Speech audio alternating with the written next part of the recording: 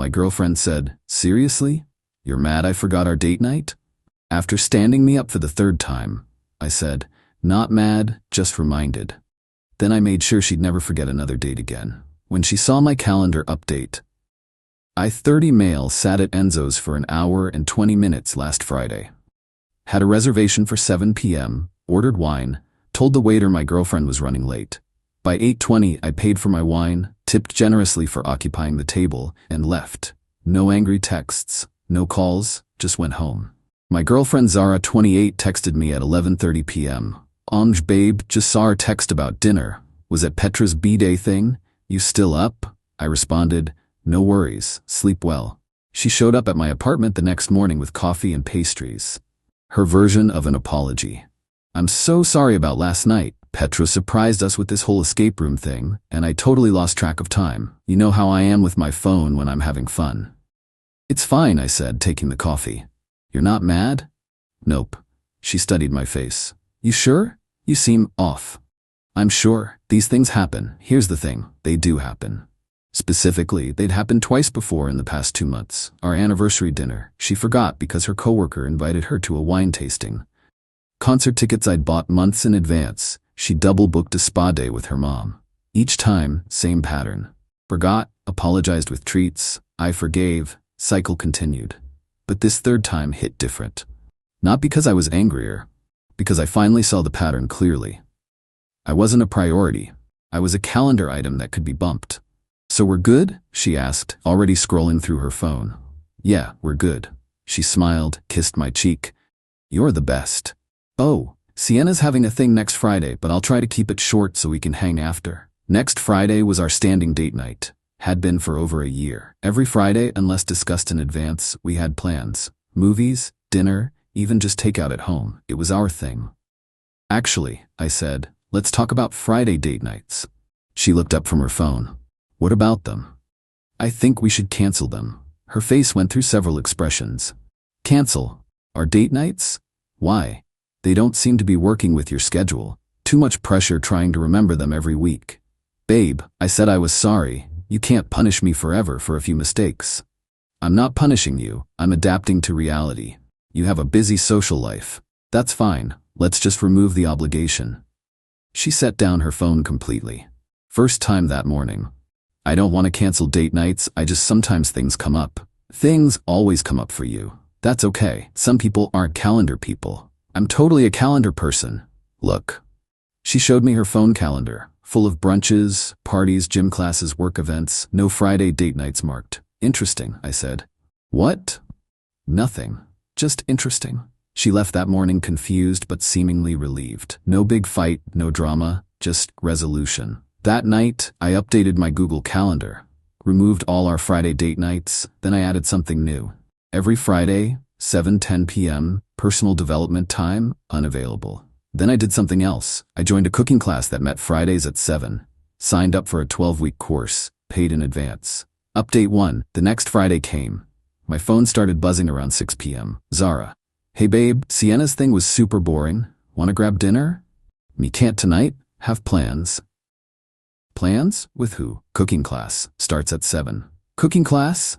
Since when?" "Me since last week. It's every Friday." "But Friday is our night." "Me, we canceled that, remember? Too much pressure with your schedule." "I didn't think you were serious. I thought you were just upset about Enzo's." "I was serious. Have fun with Sienna." She called. I didn't answer. In class, learning to make pasta from scratch. She texted throughout the evening. "This is so petty. I can't believe her ignoring me. Fine, whatever. Have fun with her cooking. Actually, that's kind of hot that her learning to cook. Will you make me dinner tomorrow?" "Hello." I responded once class ended. "Class was great. Tired now? Talk tomorrow?" She showed up at my apartment that night. I was already expecting it. "You can't just replace me with a cooking class." "I'm not replacing you. I'm using my Friday nights for something reliable." "I'm reliable." I pulled out my phone, showed her my text history. 3 months of running late. Sorry, forgot. Rain check? OMG, totally spaced. That's not fair. You're keeping score. No. I'm keeping receipts. There's a difference. She tried a different approach. Soft voice, puppy eyes. "I'll do better. I promise. Cancel the class. We'll have amazing date nights." Class is non-refundable. Besides, I'm enjoying it. You're being ridiculous. Normal boyfriends would just be happy I want to spend time with them at all. There it was. The entitlement. You're right, a normal boyfriend probably would. Good thing you don't have one of those. She left in a huff, but I knew she'd be back. See, Zara had a pattern there too. She'd storm off, expect me to chase her, then graciously allow me back when I'd learned my lesson. Except I was done chasing, and the only lessons being learned were in my cooking class. Update 2, Week 2 of cooking class. Made a perfect risotto. Posted a pic on Instagram, just the dish, no caption. Zara liked it within seconds. Commented, "Save me some?" I didn't respond. That Friday, she tried a new strategy. Showed up at the cooking school. "Surprise, thought I'd join you." The instructor looked confused. "I'm sorry, we're full. This is a closed class." "But I'm his girlfriend." She pointed at me like that was a VIP pass. "Registration closed 2 weeks ago. Maybe next session?" She glared at me. I shrugged and returned to my cutting board. She waited in the parking lot. 3 hours. When class ended, she was leaning against my car. 3 hours, Diego. I waited 3 hours. Nobody asked you to. I'm trying here. I cleared my whole night for you. You cleared your night for you. I had plans. God, when did you become so consistent, reliable, present for my commitments? She changed tactics again. Fine, keep your stupid class. But Saturdays are ours now. I have gym Saturday mornings, free afternoon though. Perfect. Saturday date nights. I agreed. Why not?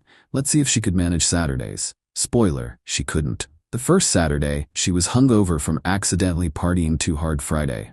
The second, her sister needed an emergency shopping buddy. The third, she just forgot. Each time I made other plans. Meetups with friends I'd neglected. Movies she'd never watch with me. Museums she found boring. Her texts got increasingly frantic. Why aren't you fighting for us? Do you even want this relationship? I feel like you're slipping away. I responded honestly, I'm exactly where I've always been. You just never showed up. Then came the nuclear option. She made a public Facebook post. When you're trying so hard to save your relationship, but he's more interested in cooking classes than you. Had heartbroken but trying. Why are guys like this? The comments were predictable. Her friends rallying, calling me names, a few mutual friends staying notably silent. I didn't engage, but I did something else. I screenshotted her social calendar, the one she'd proudly shared that morning. Then I posted my own update. Interesting perspective. Here's her calendar this month. Notice anything missing? Hint, it's the boyfriend she's trying so hard to save things with. 23 social events, 0 designated couple time. The post went viral in our friend group. Comments flooded in. Wait, she hasn't scheduled a single date with you? Bro, I wondered why we never see you two together anymore. This is embarrassing for her. She called me screaming. Take it down now. Why? It's your calendar, your priorities. I just shared them. You're humiliating me. No, I'm providing context. There's a difference. She deleted her post. I left mine up for an hour, then removed it. Point made. Update 3 Week 6 of cooking class.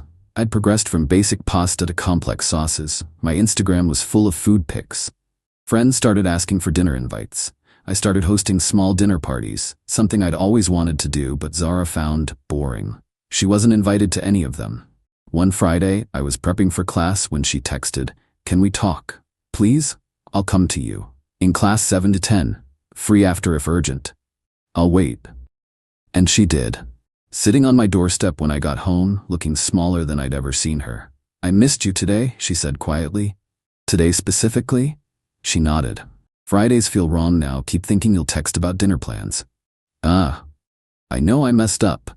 I didn't think you'd actually stop trying." "Trying what?" "To make us work.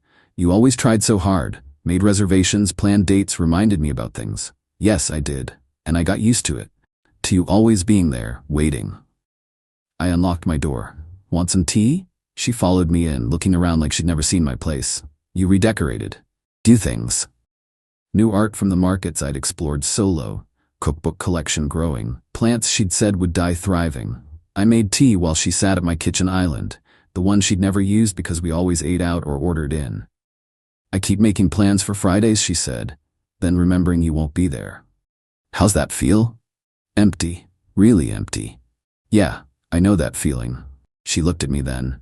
really looked. You were lonely, even when we were together. Yep. I made you lonely. I sipped my tea, didn't confirm or deny. I scheduled you in, she said suddenly. What? She pulled out her phone, showed me her calendar. Every Friday marked date night with Diego, do not book.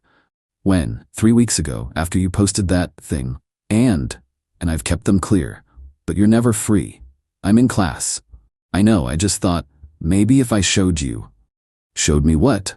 That you can use a calendar? I knew you could. You scheduled 23 other things that month. She flinched. I prioritized wrong. You prioritized exactly what mattered to you, and that's fine, but I decided to do the same. So what now? We just exist separately? I don't know, Zara. What do you want? She was quiet for a long time. I want Fridays back. I want to matter enough that you'll skip class for me. I mattered enough to skip 23 events. Silence. I won't skip commitments I've made, I continued. Not for someone who couldn't remember the ones we made. She left that night without dramatics, no ultimatums, just quiet acceptance that she'd trained me to not wait for her, and now I wouldn't. Final update: the choice.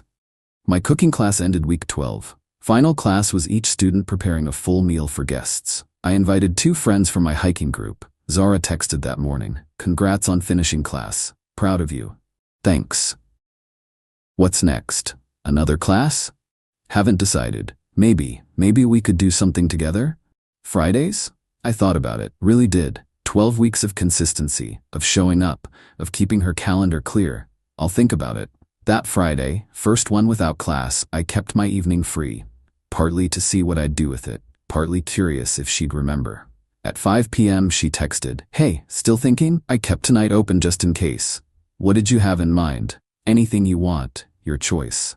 How about you plan something? Show me what you think a good date night looks like." Really? Okay, give me an hour. At 6:30, she sent an address. A restaurant I'd mentioned wanting to try months ago. She'd remembered. I arrived at 7.